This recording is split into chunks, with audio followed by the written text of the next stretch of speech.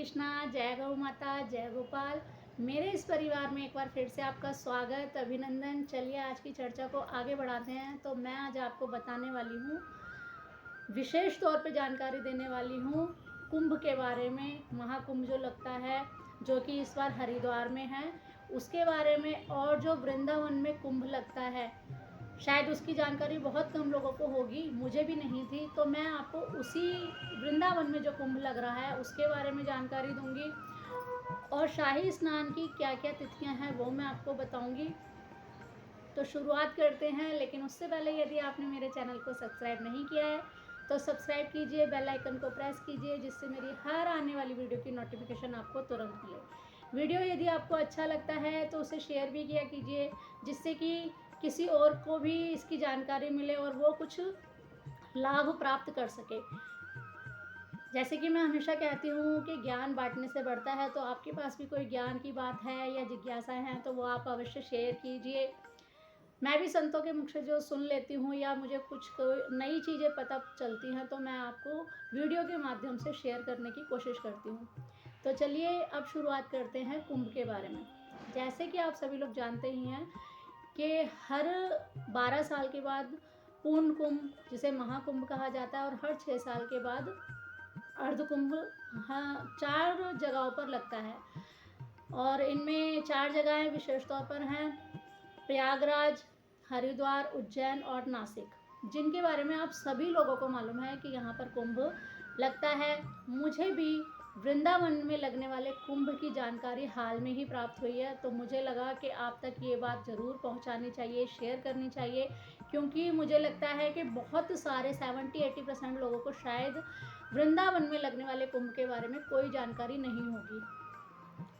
तो देखिए, जैसे कि 4 जगह तो कुंभ हमेशा लगता ही है। तो मैं आपको सबसे पहले बताती हूँ कि जो इस बार हरिद्वार में जो कुंभ लग रहा है उसमें शाही स्नान की कौन कौन सी तिथियां हैं। तो देखिए, हरिद्वार में लगने वाले कुंभ की शाही तिथियां जो हैं वो 4 तिथियां हैं।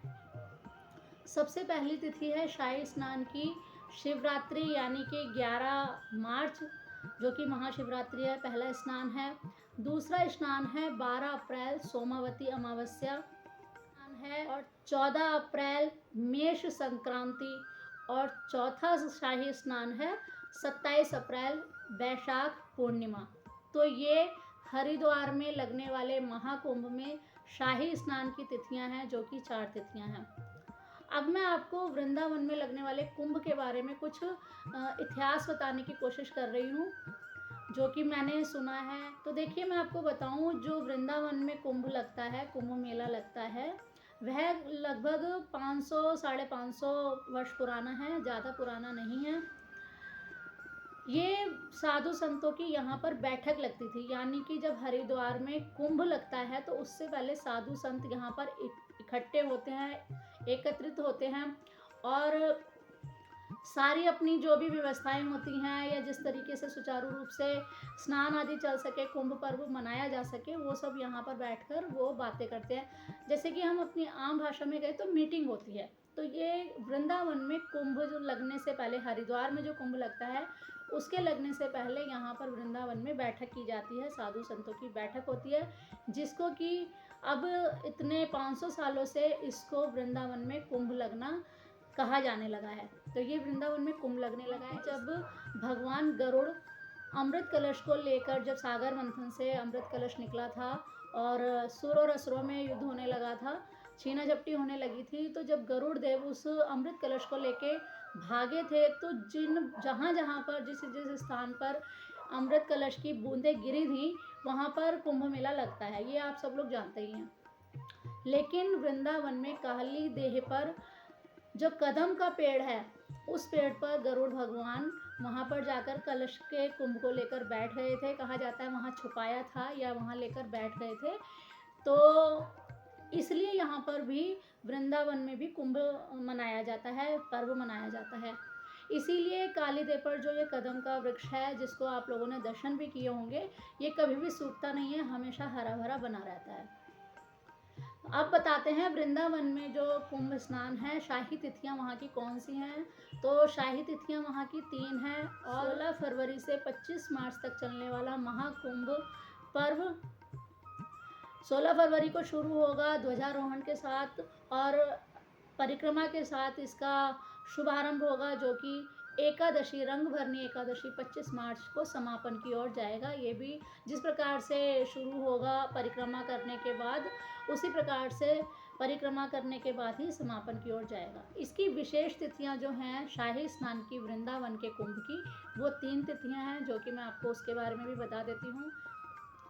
तो पहली तिथि है शाही स्नान की 27 फरवरी माघी पूर्णिमा।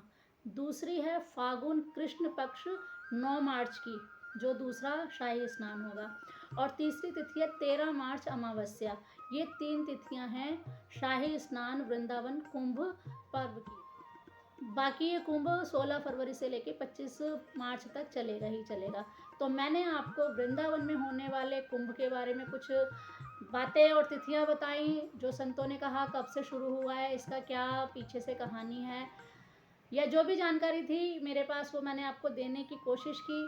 और हरिद्वार में लगने वाली तिथियां भी शाही स्नान की वो भी बताई, और हरिद्वार में कब से शुरू होगा कुंभ वो भी मैंने आपको। ये हरिद्वार में कुंभ होने से पहले जो वृंदावन में बैठक लगती है, इसी प्रकार से बाकी जगह भी जब कुंभ पर्व मनाया जाता है तो उससे पहले बैठक लगती है।